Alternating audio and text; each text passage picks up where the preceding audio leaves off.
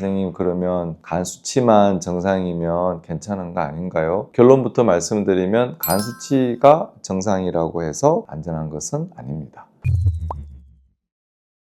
안녕하세요. 참포도나무병원 박중일 원장입니다. 요즘 건강검진 받으시는 분들이 많으시죠. 그래서 검진 결과에서 지방간 진단을 받으신 분들이 적지 않습니다. 그래서 많은 분들이 술만 조금 줄이면 뭐 괜찮겠지 하고 이제 가볍게 넘기시지만, 사실 지방간은 단순히 간에만 문제가 생기는 질환이 아닙니다. 최근에는 이런 심혈관 질환을 예측하는 중요한 신호로까지 주목을 받고 있습니다. 그래서 오늘은 이 지방간이 왜 심혈관 질환하고 연결이 되는지, 또 어떻게 관리를 하셔야 심장과 혈관 건강까지 함께 지킬 수 있는지 자세히 말씀드리겠습니다.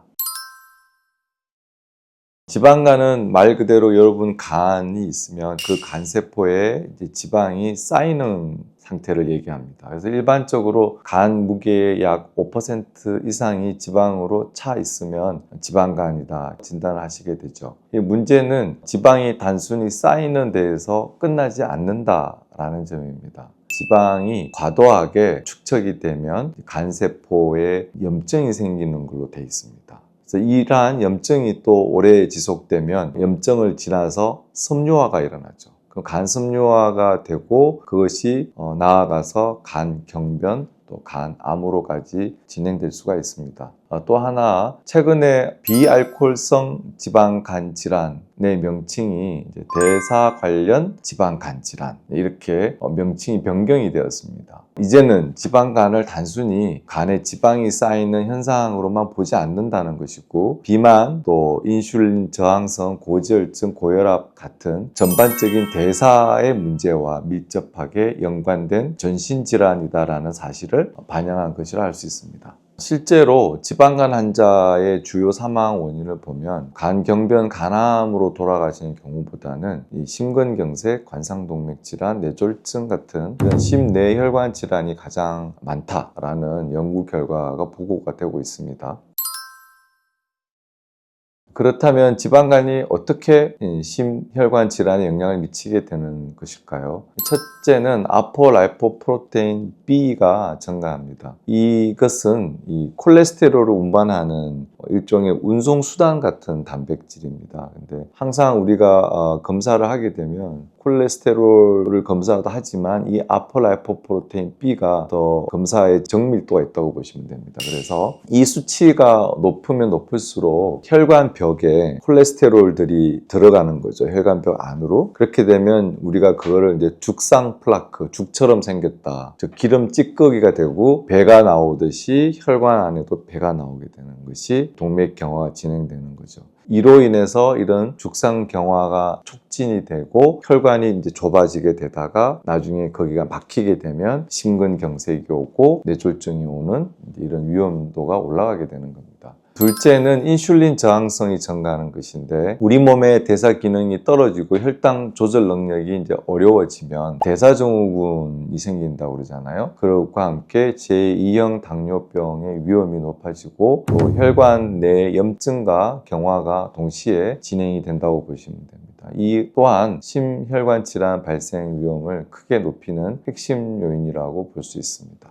결국 지방간은 간에만 지방이 쌓이는 병이 아니라 내 몸 전체의 어떤 대사와 혈관의 건강을 위협하는 전신질환의 하나의 징후라고 보시면 되겠죠. 진료실에서 자주 듣는 질문이 있습니다. 선생님, 그러면 간 수치만 정상이면 괜찮은 거 아닌가요? 결론부터 말씀드리면 간 수치가 정상이라고 해서 안전한 것은 아닙니다. 간 수치는 간의 염증이 지금 얼마나 있는지를 보여주는 하나의 지표일 뿐이지, 간 안에 지방이 얼마나 쌓였는지, 또 내 간 안에 섬유화가 진행이 되고 있는지를 나타내지는 못한다고 보시면 됩니다.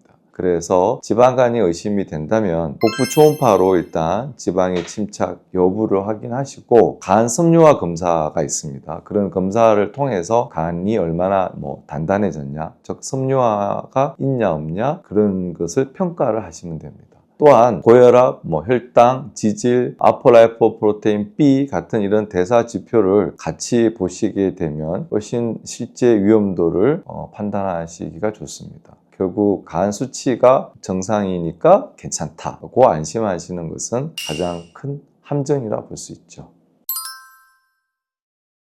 지방간 관리의 핵심은 약이 아니라 생활 습관입니다. 그래서 특히 체중의 한 7에서 10% 정도만 감량을 하셔도 이 몸 안에서 큰 변화가 일어나게 되는데, 이 간에 쌓여있던 지방이 뚜렷하게 이제 줄어들게 되고 인슐린 저항성이 개선되면서 내 몸의 대사 기능도 안정이 되고 또 혈관을 막히게 만드는 이런 고지혈증 지표들도 함께 이제 떨어지게 됩니다. 실제로 장기 연구를 봤을 때 체중을 한 7에서 10% 줄인 그룹이 그렇지 않은 그룹보다 심혈관 질환 발생률이 20에서 30% 이상 낮다는 결과가 꾸준히 보고되고 있습니다. 다시 말해서 지방간 진단 후 체중 감량은 단순히 살을 빼는 것이 아니라 심장과 뇌혈관을 함께 지키는 치료라고 생각해 주시면 될 것 같습니다.